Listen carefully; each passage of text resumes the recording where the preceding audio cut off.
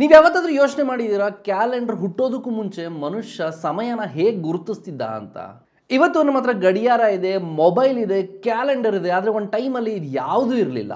ಆ ಟೈಮಲ್ಲಿ ಜನ ಹೇಗೆ ಅರ್ಥ ಮಾಡ್ಕೋತಿದ್ರು, ಯಾವ ಬೆಳೆನ ಯಾವ ಸಮಯದಲ್ಲಿ ಬಿತ್ತಬೇಕು, ಯಾವ ದಿನ ಯಾವ ಹಬ್ಬನ ಆಚರಿಸಬೇಕು, ಹಾಗೆ ಯಾವ ದಿನ ಶುಭ ಅಶುಭ ಅಂತ ಹೇಗೆ ಕಂಡುಹಿಡಿತಿದ್ರು.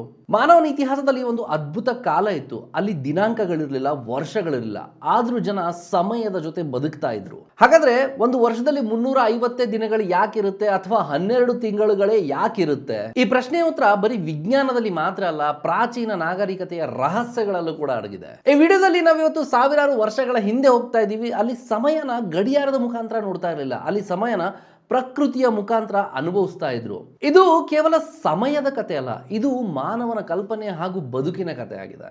ಒಂದು ಸಾರಿ ಕಲ್ಪನೆ ಮಾಡಿ, ನೀವು ಅಂತಹ ಜಗತ್ತಿನಲ್ಲಿ ಬದುಕ್ತಾ ಇದ್ದೀರಾ. ಅಲ್ಲಿ ಸೋಮವಾರ ಇಲ್ಲ, ಹೊಸ ವರ್ಷ ಇಲ್ಲ, ಯಾವುದೇ ದಿನಾಂಕಗಳೇ ಇಲ್ಲ. ನಿಮ್ಗೆ ಇದು ಯಾವ ದಿನ ಅನ್ನೋದೇ ಗೊತ್ತಿರ್ತಿರ್ಲಿಲ್ಲ. ಹಾಗಾದ್ರೆ ಅಲ್ಲಿನ ಜೀವನ ಹೇಗಿರ್ತಿತ್ತು? ನೀವು ಟ್ರಿಪ್ನ ಹೇಗೆ ಪ್ಲಾನ್ ಮಾಡ್ತಾ ಇದ್ರಿ, ಯಾವ ದಿನ ಯಾವ ಹಬ್ಬ ಆಚರಿಸಬೇಕು ಅಂತ ತಿಳ್ಕೊತಾ ಇದ್ರಿ, ಅಥವಾ ಕೃಷಿನ ಯಾವಾಗ ಪ್ರಾರಂಭ ಮಾಡಬೇಕು ಅನ್ನೋದ್ರ ಬಗ್ಗೆ ಹೇಗೆ ತಿಳ್ಕೊತಾ ಇದ್ರಿ?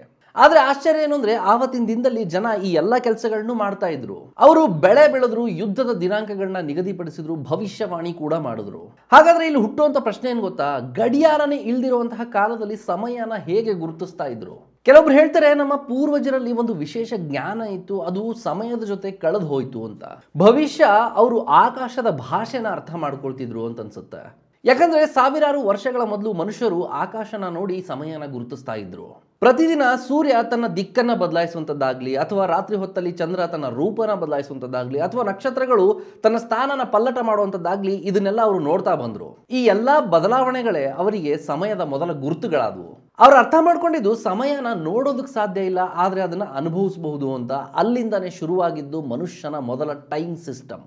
ಆದ್ರೆ ಅದು ಗಡಿಯಾರ ಆಗಿರಲಿಲ್ಲ, ಅದಾಗಿತ್ತು ಕಲ್ಲುಗಳು. ಹೌದು, ಕಲ್ಲುಗಳೇ. ಪ್ರಾಚೀನ ನಾಗರಿಕತೆಯ ಆಧಾರದ ಮೇಲೆ ಭಾರಿ ಕಲ್ಲುಗಳನ್ನ ವಿಶೇಷ ರೀತಿಯಲ್ಲಿ ನಿಲ್ಲಿಸ್ತಾ ಇದ್ರು.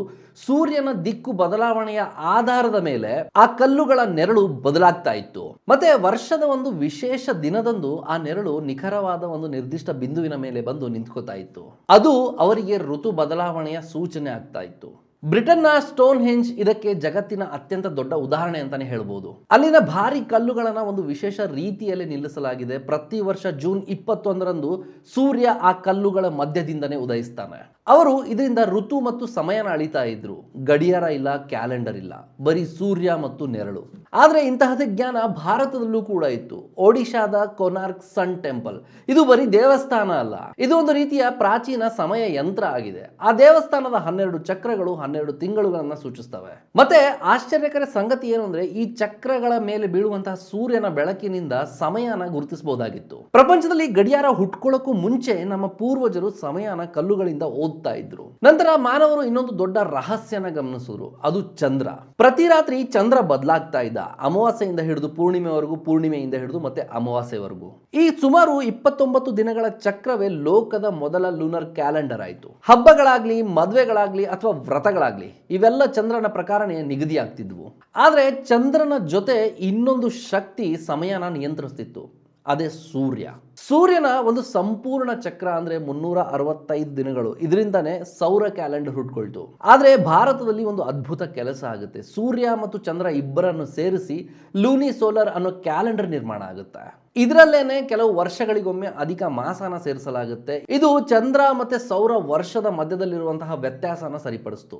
ಪಾಶ್ಚಾತ್ಯ ದೇಶಗಳು ದಿನಾಂಕನ ಸರಿಪಡಿಸ್ಕೊಳ್ಳಕ್ಕೆ ಹೋರಾಡ್ತಿದ್ದಂತ ಸಮಯದಲ್ಲಿ ನಮ್ಮ ಋಷಿಗಳು ಸಮಯನ ಯುಗದಲ್ಲಿ ಅಳಿತಾ ಇದ್ರು. ಅವರು ಸಮಯನ ಬರೀ ಒಂದು ಸಂಖ್ಯೆ ಅಂತ ನೋಡ್ಲಿಲ್ಲ, ಅದು ಒಂದು ಚಕ್ರ, ಒಂದು ಶಕ್ತಿ, ಒಂದು ಬ್ರಹ್ಮಾಂಡದ ಲಯ ಅಂತ ನೋಡಿದ್ರು. ನಂತರ ರೋಮನ್ ಆಡಳಿತಗಾರ ಜೂಲಿಯಸ್ ಕೇಸರ್ ಜೂಲಿಯನ್ ಕ್ಯಾಲೆಂಡರ್ ಅನ್ನೋದನ್ನ ಪರಿಚಯ ಮಾಡಿಸ್ತಾನೆ. ನಂತರ ಪಾಪ್ ಗ್ರೆಗೋರಿ ಇದನ್ನ ಇನ್ನಷ್ಟು ಸರಿಪಡಿಸಿ ಗ್ರೆಗೋರಿಯನ್ ಕ್ಯಾಲೆಂಡರ್ ತಗೊಂಡ್ಬರ್ತಾರೆ.